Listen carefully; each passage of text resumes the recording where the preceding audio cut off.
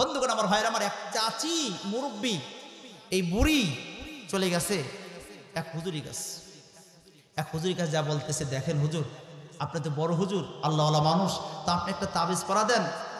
যে তাবিজ পরা পাইলে আমার বৌমাকে আমি নিয়ে আসছি একমাত্র সন্তানকে বিবাহ দিয়ে, শুধুমাত্র আমার বৌমা আমার সাথে ঝগড়া করে।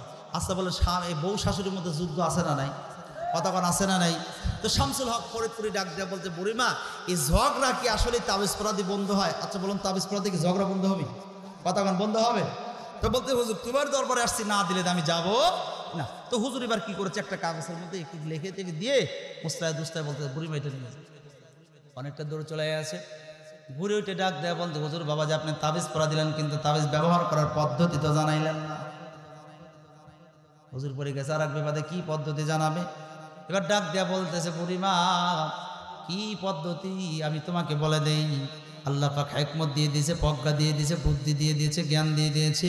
হুজুর এবার ডাক দেয়া বলতেছে, বুড়িমা তোমার বৌমা যখন তোমাকে গালিগালাজ শুরু করবে, তুমি তাবিজটা মুখের মধ্যে মুখটা বন্ধ রাখবে, স্টপ অফ। আচ্ছা বলুন, একজন যদি মুখ বন্ধ রাখে তাহলে কি আর ঝগড়া লাগবে? আর যারা বলেন ঝগড়া লাগবে? তো অনুরূপভাবে তাবিজটা নিয়ে চলে আসছে। বাড়িতে এসে সকালবেলা বৌমা যখন এক লাগারে গালিগালা শুরু করেছে, বুড়িমা তাবিজটা মুখের মধ্যে মুখটা বন্ধ অফ। 10 মিনিট গালিগালাজ করে, কোনো কথা নাই, কোনো সারা শব্দ নাই। বৌমা নিজে নিজে চিন্তা করে, সর্বনাশ, যে শাশুড়ির সাথে সকালবেলা ঝগড়া না করলে পেটের ভাত হজম হয় না, আর আমার সাথে কেন আজকে ঝগড়া করে না? কারণ কি? কথা পায় না।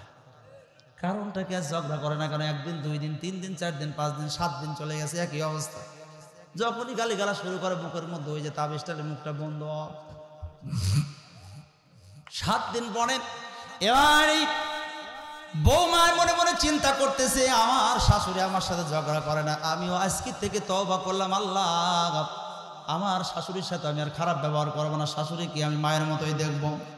এবার আল্লাহর কাছে বলে, শাশুড়িকে ডাক দিয়ে বলে, শাশুড়ি মা তোমার সাথে ঝগড়া না করলে পেটের ব্যথা জন্ম হয় না গো মা, কিন্তু 7টা দিন তোমাকে গালিগালাজ পারলাম, একটা বারের জন্য তুমি আমাকে কি করলা না, গালি পারলা না, তুমি মুখটা চুপ করে আসো গো মা, ঘটনাটা কি একটু বলে দাও। ওই যে হুজুরির কাছে গেছিলাম, ওই মা আমি মাপ চাই, আর জীবনে কোনোদিন তোমার সাথে আর খারাপ ব্যবহার করবো না। ও শাশুড়ি মা আমাকে মাফ করে দাও, ক্ষমা করে দাও, ওই হুজুরির কাছে আমাকে নিয়ে যাও, একটা তাবিজ পরা দাও। বন্ধুরে আমার ভাই আমার, এই যে দেখেন, বউ শাশুড়ি বলেন আর স্বামী স্ত্রী বলেন, যদি একজন যদি মুখটা বন্ধ রাখে, বলুন তো দেখে আর কি ঝগড়া হবে? এই জন্য আপনাদের আজকের এই মাহফিল আমি বলে গেলাম, বউ শাশুড়ির মধ্যে, স্বামী স্ত্রীর মধ্যে যদি একজন যদি একটু রাগান্বিত হয়, আর একজন চুপ করে রাখবেন, মুখটা বন্ধ করে রাখবেন, আর পরিবারের মধ্যে ঝগড়া লাগবে।